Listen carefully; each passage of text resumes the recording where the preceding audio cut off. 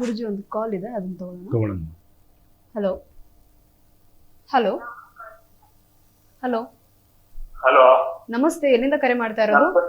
ನಾವು ಮಾಲೂರಿನಿಂದ ರಾಧಾಕೃಷ್ಣ. ಓಕೆ, ಯಾರ ಬಗ್ಗೆ ಕೇಳಬೇಕಿತ್ತು? ನಮ್ಮ ಬಗ್ಗೆನೇ ಕೇಳಬೇಕು. ಓಕೆ, ಗುರುಜಿ ಇದಾರೆ, ಮಾತಾಡಿ. ಹಲೋ, ನಮಸ್ತೆ ಗುರುಜಿ. ನಮಸ್ತೆ ರಾಧಾಕೃಷ್ಣ ಅವರೇ, ಹೇಗಿದ್ದೀರಾ? ಹೇಗಿದ್ದೀರಪ್ಪ? ಚೆನ್ನಾಗಿದೆಯಾ ಸರ್? ನಾವು ಸ್ವಲ್ಪ ಕಷ್ಟದಲ್ಲಿ ಇದ್ದೀವಿ. ಆಯ್ತು, ಯಾರ ಬಗ್ಗೆ ಕೇಳ್ಬೇಕಾಯ್ತಮ್ಮ? ನಮ್ಮ ಬಗ್ಗೆನೇ ಕೇಳಬೇಕಾಗಿತ್ತು ಸರ್. ಆಯ್ತು, ನಿಮ್ಮ ರಾಶಿ ನಕ್ಷತ್ರ ಏನು? ನಮ್ಮ ರಾಶಿ ತುಲಾ ರಾಶಿ ಬರ್ತದೆ. ಚಿತ್ತಾ ನಕ್ಷತ್ರ. ಚಿತ್ತಾ ನಕ್ಷತ್ರನಾ? ಗೊತ್ತಿಲ್ಲ ಸರ್ ಅದು. ಆಯ್ತು, ತುಲಾ ರಾಶಿಲಿ ಚಿತ್ತಾ ನಕ್ಷತ್ರ, ರಾಮಕೃಷ್ಣ ಅಂತಕ್ಕಂಥದ್ದು. ಹೇಳಪ್ಪ, ಏನ್ ಕೇಳ್ಬೇಕಾಯ್ತು? ಏನೋ ನಮ್ಮ ಯಾವ್ದೊಂದಕ್ಕೂ ಕೈ ಆಗ್ಬಿಟ್ಟು ಕೆಲ್ಸಕ್ಕೆ ಕೈ ಕೊಡ್ತಾರೆ ಇಲ್ಲ ಗುರುಜಿ ಅವರೇ. ಈಗ ಬಗ್ಗೆ ಆಗ್ಲಿ ಮತ್ತೆ ವ್ಯಾಪಾರದ ಬಗ್ಗೆ ಆಗ್ಲಿ. ವ್ಯಾಪಾರ ಏನ್ ಮಾಡ್ತಾ ಇದ್ದೀರಪ್ಪ? ವ್ಯಾಪಾರ ಏನ್ ಮಾಡ್ತಾ ಇದ್ದೀರಾ? ಹಾಲಿನ ವ್ಯಾಪಾರ ಮಾಡ್ತಾ ಇದ್ವಿ. ಅದು ಕಲೆಕ್ಷನ್ ಮಾಡಿ ಡೈರಿ ಕಳ್ಸೋದು. ಹಾ, ಅದು ಆಯ್ತು. ಡೈರಿ ಇದೆಯಾ? ಡೈರಿ ಇದೆ ಸಮಯ. ಖಂಡಿತ. ಅದೊಂದೇನಾ, ಬೇರೆ ಯಾವ್ದಾದ್ರು ಮಾಡ್ತಾ ಇದ್ದೀರಾ? ಬೇರೆ ಏನಿಲ್ಲ, ವ್ಯವಸಾಯ. ಆಯ್ತು ಆಯ್ತು.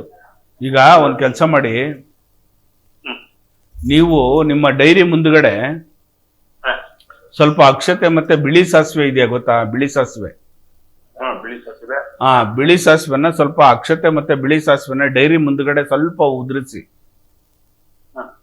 ಯಥೇಚ್ಛವಾಗಿ ಆ ಒಂದು ರೈತಾಪಿ ಏನಿದ್ದಾರೆ ಹಾಲು ಎತ್ಕೊಂಡ್ ಬರ್ತಾರಲ್ಲ, ಅವ್ರಿಗೆಲ್ಲರಿಗೂ ಅವ್ರ ಮನೆ ಕುಟುಂಬ ಎಲ್ಲ ತುಂಬಾ ಚೆನ್ನಾಗಿರುತ್ತೆ, ಹಾಲು ಸಮೃದ್ಧಿ ಆಗುತ್ತೆ. ಒಂದು ಇನ್ನೊಂದು ಏನ್ ಮಾಡ್ಬೇಕು ಅಂತಂದ್ರೆ, ಲಕ್ಷ್ಮೀ ನರಸಿಂಹ ದೇವಸ್ಥಾನ ಎಲ್ಲಾದ್ರೂ ಇದ್ರೆ ಕೇಳಿಸ್ಕೊಂತ ಇದ್ದೀರಾ?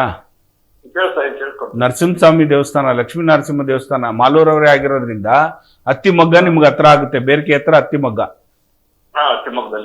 ಅಲ್ಲಿ ನರಸಾಪುರ ಅಂತ ಕೇಳಿದ್ದೀರ? ನರಸೀಪುರ. ಅಲ್ಲಿ ಕಂಬದಲ್ಲಿ ನಿಂತಿರ್ತಕ್ಕಂಥ ನರಸಿಂಹಸ್ವಾಮಿಗೆ ಒಂದ್ಸಲಿ ಹೋಗಿ ನೀವು ಪ್ರಾರ್ಥನೆ ಮಾಡ್ಕೊಂಡು ಗಂಡ ಹೆಂಡತಿರ ಸಮೇತ ಕುಟುಂಬ ಪರಿವಾರ ಸಮೇತ ಒಂದ್ಸಲಿ ಹೋಗಿ ಶನಿವಾರ ಇಲ್ಲ ಮಂಗಳವಾರ ಆ ಕಂಬದ ನರಸಿಂಹಸ್ವಾಮಿಗೆ ಒಂದು ಪ್ರಾರ್ಥನೆ ಮಾಡ್ಕೊಂಡು ಬನ್ನಿ. ಖಂಡಿತ ಒಳ್ಳೇದಾಗುತ್ತೆ. ನಿಮ್ಗೆ ಮುಂದಿನ ದಿನಗಳಲ್ಲಿ ಯಥೇಚ್ಛವಾಗಿರ್ತಕ್ಕಂಥ ಕೆಲಸ ಕಾರ್ಯಗಳೆಲ್ಲ ನಡೆಯುತ್ತೆ. ಯಾಕೆ ಈ ಮಾತನ್ನು ಹೇಳ್ತಾ ಇದ್ದೀನಿ ಅಂದ್ರೆ, ತುಲಾ ರಾಶಿ ಮತ್ತೆ ವೃಷಭ ರಾಶಿಯಲ್ಲಿ ಇರ್ತಕ್ಕಂಥವ್ರು ಶುಕ್ರ ಅಧಿಪತಿ. ಶುಕ್ರ ದಶೆ ನಡೀತಾ ಇದೆ, ಏನು ವರಿ ಮಾಡ್ಕೋಬೇಡಿ, ಏನು ತೊಂದರೆ ಇಲ್ಲ. ಆದ್ರೆ ಎಲ್ಲೋ ಒಂದು ಜಾಗದಲ್ಲಿ ಕುಜನ ಒಂದು ನಿಮಗೆ ಇರೋದ್ರಿಂದ ಮಾನಸಿಕವಾಗಿ ಹಿಂಸೆ ಆಗ್ತಕ್ಕಂಥದ್ದು, ನೋವಾಗ್ತಕ್ಕಂಥದ್ದು, ದುಡ್ಡು ನಿಲ್ದೇ ಇರ್ತಕ್ಕಂಥದ್ದು, ಶತ್ರುಗಳ ಬಾಧೆ ಜಾಸ್ತಿ ಆಗ್ತಕ್ಕಂಥದ್ದು ಇವೆಲ್ಲ ಆಗುತ್ತೆ. ಹಾಗಾಗಿ ಲಕ್ಷ್ಮೀ ನರಸಿಂಹ ದೇವಸ್ಥಾನದಲ್ಲಿ ಒಂದ್ಸಲಿ ಪೂಜೆ ಕೊಡಿ, ಖಂಡಿತವಾಗಿ ಒಳ್ಳೇದಾಗುತ್ತೆ. ಕರೆ ಮಾಡಿದ್ದಕ್ಕಾಗಿ ಧನ್ಯವಾದ ಸರ್. ವೀಕ್ಷಕರೇ, ಯಾವುದೇ ರೀತಿಯ ಗೊಂದಲಗಳಾಗಿರ್ಬೋದು, ಯಾವುದೇ ರೀತಿಯ ಕಷ್ಟಗಳಾಗಿರ್ಬೋದು, ಎಲ್ಲಾ ರೀತಿಯ ಗೊಂದಲಗಳಿಗೆ ನಿಮ್ಗೆ ಪರಿಹಾರ ಬೇಕು ಅಂತ ಅಂದ್ರೆ ನಿಮ್ಮ ಸ್ಕ್ರೀನ್ ಮೇಲೆ ಡಿಸ್ಪ್ಲೇ ಆಗ್ತಿರುವಂತಹ 9743554266 ಈ ಸಂಖ್ಯೆಗೆ ಕರೆ ಮಾಡಿ ನಿಮ್ಮೆಲ್ಲ ಗೊಂದಲಗಳಿಗೆ ಪರಿಹಾರ ಪಡ್ಕೊಳ್ಳಿ. ಗುರುಜಿ, ಈಗಾಗಲೇ ನಾವು ಮಾತಾಡ್ತಾ ಇದ್ವಿ, ರಾಜಕೀಯದ ಬಗ್ಗೆ ಮಾತಾಡ್ತಾ ಇದ್ವಿ. ಅದೇ ರೀತಿಯಾಗಿ ಇವಾಗ ನೀವು ಹೇಳಿರೋದೆಲ್ಲ ಸತ್ಯ ಆಗಿರುವಂತದ್ದು. ಇನ್ನು ಇವಾಗ ಒಬ್ರು ಕೇಳಿರುವಂತಹ ಪ್ರಶ್ನೆ ಏನಪ್ಪಾ ಅಂತ ಅಂದ್ರೆ, ಈಗಾಗಲೇ ನೀವು ತಿಳಿಸ್ಕೊಡಿರೋದಂತೆಲ್ಲ ಸತ್ಯ ಆಗಿದೆ. ಇನ್ನು ಮುನಿಯಪ್ಪ ಅವರಾಗಿರ್ಬೋದು, ಯುಟಿ ಖಾದರ್ ಅವರಾಗಿರ್ಬೋದು, ಅದೇ ರೀತಿಯಾಗಿ ಜಮೀರ್ ಅವರಾಗಿರ್ಬೋದು, ಇವ್ರಿಗೂ ಸಹ ಸಾಕಷ್ಟು ರೀತಿಯಲ್ಲಿ ಒಂದಷ್ಟು ಖಾತೆಗಳು ಸಿಕ್ಕಿದೆ. ಇನ್ನು ಮುಖ್ಯವಾಗಿ ಯತೀಂದ್ರ ಸಿದ್ದರಾಮಯ್ಯ ಅವ್ರಿಗೂ ಸಹ ಬಹಳ ಮುಖ್ಯವಾದಂತಹ ಖಾತೆಯೇ ಸಿಕ್ಕಿದೆ. ಇವರು ಸಹ ರಾಜೀನಾಮೆ ಕೊಡುವಂತಹ ಸಾಧ್ಯತೆ ಇದೆಯಾ? ಇಲ್ಲ, ಖಂಡಿತವಾಗೂ ಕೆಲವು ಆಗು ಹೋಗುಗಳು, ಕಷ್ಟ ಸುಖಗಳು ಬಂದೇ ಬರ್ತವೆ. ಅದನ್ನೆಲ್ಲ ನಿಭಾಯಿಸ್ತಕ್ಕಂಥ ಶಕ್ತಿ ಜಗನ್ಮಾತೆ ಕೊಟ್ಟಿದ್ದಾಳೆ ಡಿ.ಕೆ. ಶಿವಕುಮಾರ್ ಅವ್ರಿಗೆ. ಯಾಕಂದರೆ ಯಾವುದೇ ಕಾರಣಕ್ಕಾಗಲಿ ಮುಂದಿಟ್ಟ ಹೆಜ್ಜೆಯನ್ನು ಹಿಂದಿಡಕ್ಕೋ ಹೋಗೋದೇ ಇಲ್ಲ. ಆ ರಾಜಕೀಯವನ್ನು ತುಂಬ ನಡೆಸ್ಕೊಂಡು ಹೋಗ್ತಕ್ಕಂಥದ್ದು ಖಂಡಿತವಾಗೂ ಇದೆ. ಎಲ್ಲೋ ಒಂದು ಜಾಗದಲ್ಲಿ ಅವ್ರಿಗೆ ಮಾನಸಿಕವಾಗಿ ಹಿಂಸೆ ಆದಾಗ ಈ 6 ತಿಂಗಳು ಕಳೆದ ನಂತರ, ಅಂದರೆ 190 ದಿನಗಳ ಕಾಲ ಸತತವಾಗಿ ಅವರು ನಡೆಸ್ಕೊಂಡು ಹೋಗ್ತಕ್ಕಂಥದ್ದು ಜಾಸ್ತಿ ಆಗುತ್ತೆ. 200 ದಿನಗಳ ಕಾಲ ಮುಗಿಸ್ತಾರೆ, ಆ ನಂತರ ಮುಗಿಸೋಕ್ಕಾಗಲ್ಲ ಅಂತಕ್ಕಂಥದ್ದು ಅಷ್ಟಮಂಗಲ ಪ್ರಶ್ನೆಯಲ್ಲಿ ಬರ್ತಾ ಇದೆ. ಯಾಕೆ ಅಂತಂದರೆ, ಅವರು ಈ ರಾಜ್ಯದ ಮುಖ್ಯಮಂತ್ರಿ ಆಗಬೇಕು ಅನ್ನೋದು ಒಂದು ಗದ್ದುಗೆ ಒಂದು ಮಹದಾಸೆ ಇತ್ತು. ಅದು ಎಲ್ಲೋ ಒಂದು ಜಾಗದಲ್ಲಿ ಅವ್ರಿಗೆ ನೆರವೇರುತ್ತೆ. ಆದರೆ ನಾನು ಹೇಳೋದೇನು ಅಂತಂದರೆ, ನೀವೆಲ್ಲರೂ ಕೂಡ ಅವ್ರಿಗೆ ಸಾಥನ್ನು ಕೊಟ್ಟಾಗ, ಅವ್ರಿಗೆ ಜಯವನ್ನು ತಂದು ಕೊಟ್ಟಾಗ, ನಿಮ್ಮ ಖಾತೆಗಳನ್ನು ಯಥೇಚ್ಛವಾಗಿ ನಿರ್ವಹಿಸ್ಕೊಂಡು ಹೋದಾಗ, ಲೋಕ ಕಲ್ಯಾಣಾರ್ಥವಾಗಿ ಕೆಲವು ಕೆಲಸಗಳನ್ನು ಮಾಡಿದಾಗ ಖಂಡಿತವಾಗೂ ಅವ್ರಿಗೆ ಪೂರ್ಣ ಅವಧಿಯಾಗಿ ನಡೆಸ್ಕೊಂಡು ಹೋಗ್ತಕ್ಕಂಥ ಶಕ್ತಿ ಭಗವಂತ ಕೊಡ್ತಾನೆ. ನಿಮ್ಮೆಲ್ಲೇ ಈ ರೀತಿ ಭಿನ್ನಾಭಿಪ್ರಾಯಗಳು ಬಂದಾಗ ಕನಿಷ್ಠ ಪಕ್ಷ ಒಂದು 6 ತಿಂಗಳು ಮಾತ್ರ ಈ ಕಾಂಗ್ರೆಸ್ ಪಕ್ಷ ಇರುತ್ತೆ. ಆನಂತರ ಎಲೆಕ್ಷನ್ಗೆ ಚುನಾವಣೆಗೆ ಹೋಗ್ತಕ್ಕಂಥದ್ದು ಜಾಸ್ತಿ ಆಗುತ್ತೆ. ಅದರಿಂದ ಎಚ್ಚರಿಕೆಯನ್ನು ನಿಮಗೆ ಕೊಡ್ತಾ ಇದ್ದೇನೆ. ಖಂಡಿತವಾಗೂ ಕಾಂಗ್ರೆಸ್ ಪಕ್ಷವನ್ನು, ನಿಮ್ಮ ಒಂದು ಸ್ಥಾನಮಾನವನ್ನು ನೀವು ಕಳ್ಕೊಳ್ಳೋದು ಬೇಡ. ಮುನ್ನೆಚ್ಚರಿಕೆಯಾಗಿ ಜನತೆಗೆ ನೀವು ಕೊಡ್ತಕ್ಕಂಥ ಒಂದು ಉಪಯೋಗ ಇದೆಯಲ್ಲ, ಅದು ನಿಮ್ಮ ಖಾತೆಗಳಲ್ಲಿ ನೀವು ನಿರ್ವಹಿಸ್ತಕ್ಕಂಥದ್ದು ಮಾಡಿ.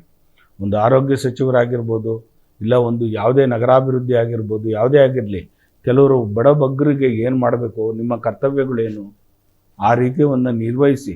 ಇವತ್ತು ಹೆಣ್ಣುಮಕ್ಕಳಿಗೆ ಹೆರಿಗೆ ಆಸ್ಪತ್ರೆಗೆ ಹೋಗಿ ಒಂದು ಸಲ ನೋಡಿ, ನಿಮ್ಮ ಅಧಿಕಾರ ಅವಸ್ಥೆ ಒಳಗಡೆ ಕುಡಿಯೋಕ್ಕೆ ನೀರಿರಲ್ಲ, ಬಾತ್ರೂಮ್ಗಳು ಸರಿಯಾಗಿರಲ್ಲ. ಇನ್ನೊಂದು ವಿಚಾರ ಹೇಳ್ತೀನಿ, ಪುಣ್ಯ ನದಿಗಳಲ್ಲಿ ಉದಾಹರಣೆಗೆ ಹೇಳಬೇಕು ಅಂದರೆ ಟಿ ನರಸೀಪುರ, ನಮ್ಮ ಭಾಗದಲ್ಲಿ ಕನಕಪುರ ಟಿ ನರಸೀಪುರದಲ್ಲಿ ಆ ತ್ರಿವೇಣಿ ಸಂಗಮ ಅಂತಕ್ಕಂಥದ್ದು ಪವಿತ್ರವಾಗಿರ್ತಕ್ಕಂಥ ನದಿ. ಪ್ರಯಾಗ್ರಾಜ್ಯಲ್ಲಿ ಯಾವ ರೀತಿ ಅದು ಇದೆಯೋ ಆ ರೀತಿ ಒಂದು ಪವಿತ್ರವಾಗಿರ್ತಕ್ಕಂಥ ಸ್ಥಾನ ಯಾವುದು ಗೊತ್ತಾ? ನಮ್ಮ ಒಂದು ಕಾವೇರಿ ನದಿ ಟಿ ನರಸೀಪುರದಲ್ಲಿರ್ತಕ್ಕಂಥದ್ದು. ಹಾಗಾಗಿ ದಯವಿಟ್ಟು ನಾನು ನಿಮ್ಗೇನು ಹೇಳ್ತೀನಿ ಗೊತ್ತಾ, ನಿಮ್ಗೆ ಹೇಳ್ತಾ ಇರೋದು, ದಯವಿಟ್ಟು ನಿಮ್ಮ ಅಧಿಕಾರ ಅವಧಿಯಲ್ಲಿ ಜಲ ಸಂಪನ್ಮೂಲ ಇರ್ಬೋದು, ಬೇರೆ ಪ್ರವಾಸೋದ್ಯಮ ಯಾವುದೇ ಆಗಿರಲಿ, ಅಲ್ಲಿ ಮಕ್ಕಳುಗಳಿಗೆ ಒಂದು ರೂಮ್ಗಳನ್ನು, ಬಟ್ಟೆಯನ್ನು ಸ್ನಾನ ಮಾಡ್ಕೊಂಡು ಹೆಣ್ಮಕ್ಳು ಬಂದಾಗ ಆ ರೂಮ್ಗಳ ವ್ಯವಸ್ಥೆ ಮಾಡಿ. ಅಲ್ಲಿ ಅಗಸ್ಯೇಶ್ವರನ ಒಂದು ದೇವಾಲಯದ ಹತ್ರ ಒಂದೇ ಒಂದು ರೂಮ್ ಇಲ್ಲ. ಆ ಮಕ್ಕಳು, ಹೆಣ್ಣುಮಕ್ಕಳು ಯಾವ ರೀತಿ ಬಟ್ಟೆ ಬದಲಾಯಿಸ್ಕೋಬೇಕು? ನಮ್ಮನೆ ಹೆಣ್ಣುಮಕ್ಕಳಾಗಿದ್ರೆ ನಾವು ಬಿಡ್ತೀವ? ಬನ್ನಿ ಅಲ್ಲಿ ನೋಡೋಗಿ. ಅಗಸ್ಯೇಶ್ವರನ ದೇವಸ್ಥಾನದ ಹತ್ರ ಕಾವೇರಿ ನದಿಯ ದಡದಲ್ಲಿ ಬಟ್ಟೆ ಚೇಂಜ್ ಮಾಡೋಕ್ಕೆ ಹೆಣ್ಮಕ್ಳಿಗೆ ಒಂದು ರೂಮ್ ಇಲ್ಲ. ಅದು ಎಷ್ಟು ಪವಿತ್ರವಾಗಿರ್ತಕ್ಕಂಥ ಅಗಸ್ಯೇಶ್ವರು, ಎಂಥ ಪವಿತ್ರವಾಗಿರ್ತಕ್ಕಂಥ ಸ್ಥಾನ ಅದು ತ್ರಿವೇಣಿ ಸಂಗಮ. ಆ ಟಿ ನರಸೀಪುರದ ಗುಂಜಾ ನರಸಿಂಹಸ್ವಾಮಿ ಹತ್ರ ಮಾಡಿದಿರಿ ಒಂದು 6 ರೂಮು, ಆದರೆ ಅಗಸ್ಯೇಶ್ವರ ಹತ್ರ ಏನು ಕರ್ಮ ಮಾಡಿತ್ತು ಅದು? ಅದ್ರ ಕಡೆ ಯಾಕೆ ಗಮನ ಕೊಟ್ಟಿಲ್ಲ ನೀವು? ಆದ್ದರಿಂದ ದಯವಿಟ್ಟು ನಿಮ್ಮ ಅಧಿಕಾರ ಅವಧಿಯಲ್ಲಿ ಒಂದು 4 ಜನಕ್ಕೆ, ನೀವೆಲ್ಲರಿಗೂ ಮಾಡೋದೇನು ಬೇಡ, ಒಂದು ರೈತಾಪಿ ಕುಟುಂಬದಲ್ಲಿರ್ತಕ್ಕಂಥವ್ರಿಗೆ ಯಾರಿಗಾರು ಹೋಗಿ ಅವ್ರಿಗೆ ಒಂದು ಸಹಾಯವನ್ನು ಮಾಡಿ. ಆ ಭಗವಂತ ನಿಮಗೆಲ್ಲೋ ಒಂದು ಜಾಗದಲ್ಲಿ ಕಾಪಾಡ್ತಾನೆ. ಯಾರಿಗೂ ಸಿಗದೇ ಇರ್ತಕ್ಕಂಥ ಭಾಗ್ಯ ನಿಮಗೆ ಸಿಕ್ಕಿರ್ತಕ್ಕಂಥದ್ದು ಕರುನಾಡಿನಲ್ಲಿ, ನಿಮಗೆ ಸಿಕ್ಕಿರ್ತಕ್ಕಂಥದ್ದು. ಆ ಪಕ್ಷವನ್ನು ನಿಮಗೆ ಜನ ಕೊಟ್ಟಿರ್ತಕ್ಕಂಥದ್ದು ಬೆಂಬಲ. ಜನಕ್ಕೋಸ್ಕರ ನೀವು ಕೆಲಸ ಮಾಡಿ, ನೀವು ಮಾಡ್ಕೊಂಡಿರೋದು ಸಾಕು. ಆದರೆ ಜನಕ್ಕೋಸ್ಕರ ಇನ್ನು ಮುಂದಕ್ಕಾದ್ರೂ ಈ ಅವಧಿಯಲ್ಲಿ ಡಿ ಕೆ ಶಿವಕುಮಾರ್ ಅವರಿಗೆ ಬೆಂಬಲವನ್ನು ಕೊಟ್ಟು ಆ ರಾಜ್ಯವನ್ನು ಮುನ್ನಡೆಸ್ಕೊಂಡು ಹೋಗ್ತಕ್ಕಂಥದ್ದು. ನಮ್ಮ ರಾಜ್ಯ ಎಲ್ಲ ರಾಜ್ಯಗಳಿಗಿಂತ ಹೆಸರುವಾಸಿ ಆಗ್ತಕ್ಕಂಥ ರಾಜ್ಯ ಅನ್ನಿಸ್ಕೊಬೇಕು. ಆ ರೀತಿ ನಡ್ಕೊಳ್ಳಿ ದಯವಿಟ್ಟು ಅಂತ ಕೇಳ್ತೀನಿ. ಅಪ್ಪಾಜಿ ಒಂದು ಕರೆ ಇದೆ, ಅದನ್ನ ಹಲೋ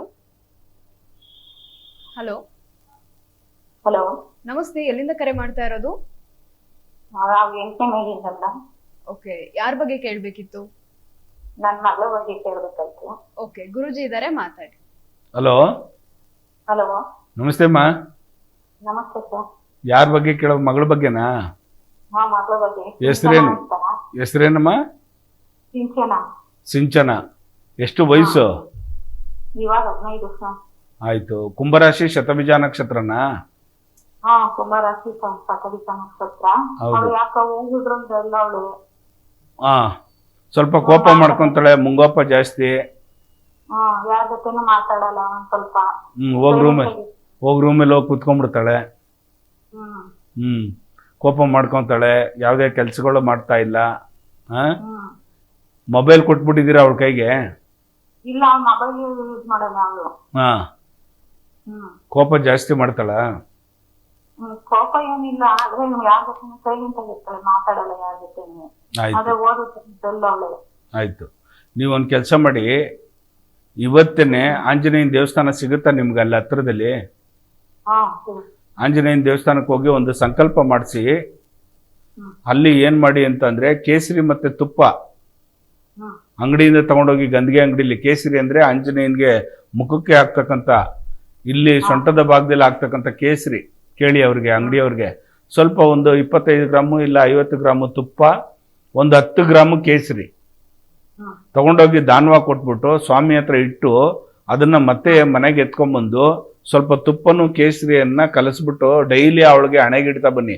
ಆಜ್ಞಾ ಚಕ್ರದಲ್ಲಿ, ಅಂದರೆ 2 ಉಬ್ಬುಗಳ ಮಧ್ಯದಲ್ಲಿ ಆಜ್ಞಾ ಚಕ್ರದಲ್ಲಿ ಇಡ್ತಕ್ಕಂಥದ್ದು ಕೇಸರಿ ಮಾಡಿ. ಅವಳಲ್ಲಿ ಕೆಲವು ಎಷ್ಟು ಬದಲಾವಣೆಗಳಾಗ್ತವೆ ಅಂತ ನೋಡಿ. ಯಾಕಂದರೆ ಇವಾಗ ಸಪ್ತಮದಲ್ಲಿ ಶನಿ ಇರ್ತಕ್ಕಂಥದ್ದು, ಅವಳಿಗೆ ಆರೋಗ್ಯದಲ್ಲೂ ಏರುಪೇರು ಆಗ್ತಕ್ಕಂಥದ್ದು ಆಗುತ್ತೆ. ಮತ್ತು ಕೋಪ ಜಾಸ್ತಿ ಆಗುತ್ತೆ, ತಲೆನೋವು ಜಾಸ್ತಿ ಬರುತ್ತೆ. ಹಾಗಾಗಿ ಅವಳಲ್ಲಿ ಬದಲಾವಣೆಗಳಾಗ್ತದೆ. ಕೇಸರಿ ಮತ್ತು ತುಪ್ಪವನ್ನು ಈ 2 ಉಬ್ಬುಗಳ ಮಧ್ಯೆ ಆಜ್ಞಾ ಚಕ್ರದಲ್ಲಿ ಇಡ್ತಕ್ಕಂಥದ್ದು ಮಾಡಿ, ಖಂಡಿತ ಒಳ್ಳೇದಾಗುತ್ತೆ. ಮುಂದೆ ಖಂಡಿತ ಓದ್ತಾಳಮ್ಮ, ಓದ್ತಾಳೆ, ನಿರಾಶೆ ಆಗ್ಬೇಡಿ, ಖಂಡಿತ ಓದ್ತಾಳೆ. ಕರೆ ಮಾಡಿದ್ದಕ್ಕಾಗಿ ಧನ್ಯವಾದ ಅಮ್ಮ.